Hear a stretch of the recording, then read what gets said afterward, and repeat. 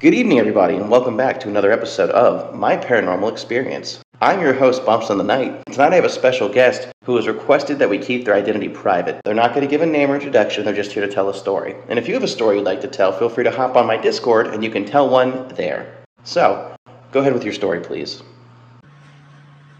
Okay, so when I was a little girl, my grandmother would tell me warnings about going in the French district at night in New Orleans, saying that it was dangerous, but she never specified why it was so dangerous. Until I found out the hard way 3 years ago. Okay. One night after I had finished some college classes with some friends, it was on spring break. Me and my friends wanted to meet up at a bar. So I took a taxi into the French district with some friends. And as we approached this bar, I noticed this very strange looking gentleman. Like he looked out of place, 2021. Okay. He looked like he should be born in the 1800s. He was wearing 1800s clothing, walking with a cane. He seemed very prim and proper. Okay, so he looked like, like a gentleman from the 1800 era. Yeah. Okay.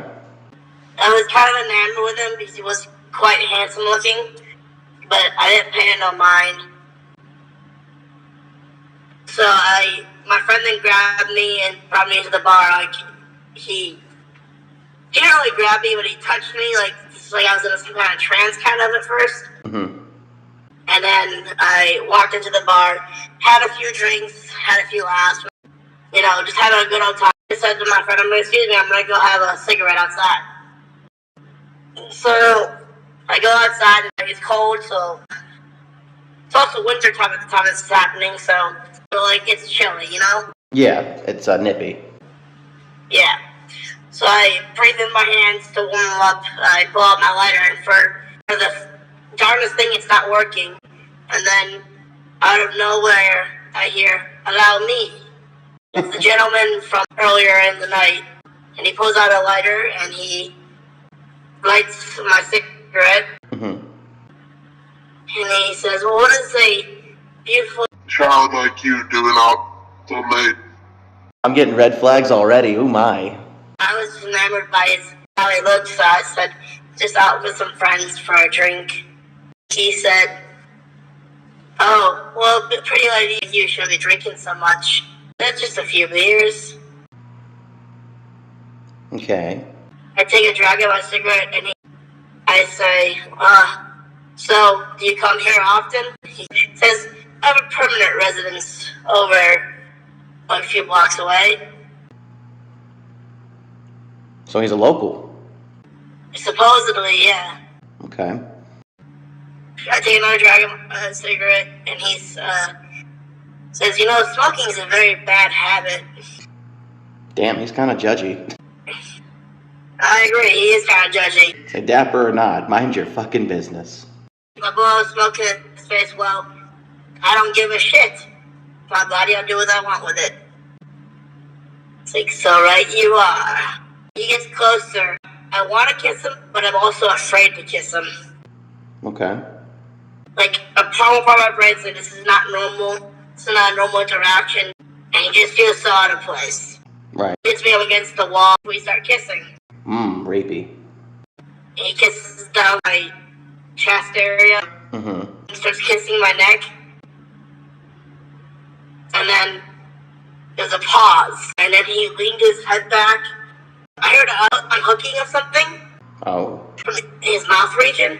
And then I felt a sharp pain in my neck.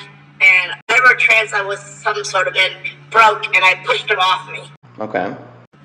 And what I saw were 2 fangs and blood trickling down his cheeks.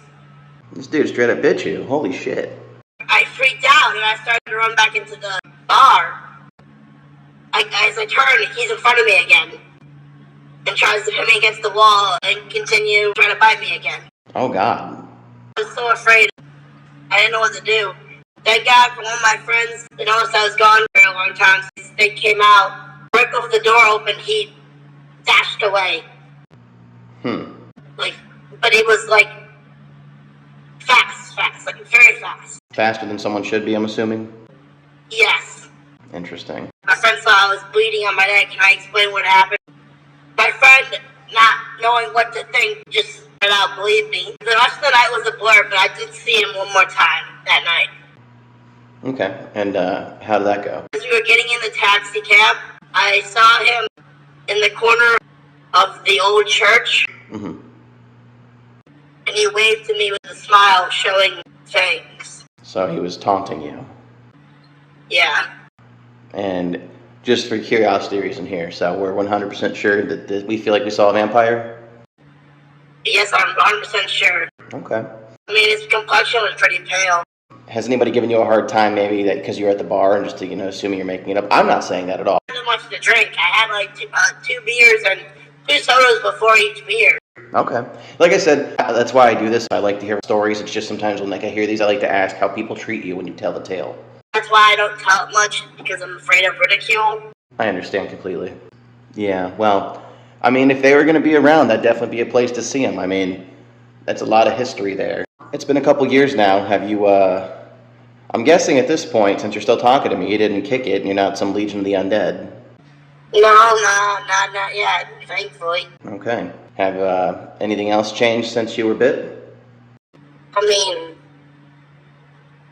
I like to lick my own blood sometimes. I'm just trying to make sure that you're not a vampire. No, I'm not a vampire. I have a beating heart still. Okay. Well, I'm glad you escaped that because vampire or not, that's a scary situation. Mm-hmm. Well, thank you very much for coming on the show. Do you have anything else for my audience before we sign off here? Sometimes the creatures we believe to be myth aren't always myth. There's some truth to it. That is true. Sometimes reality is stranger than fiction.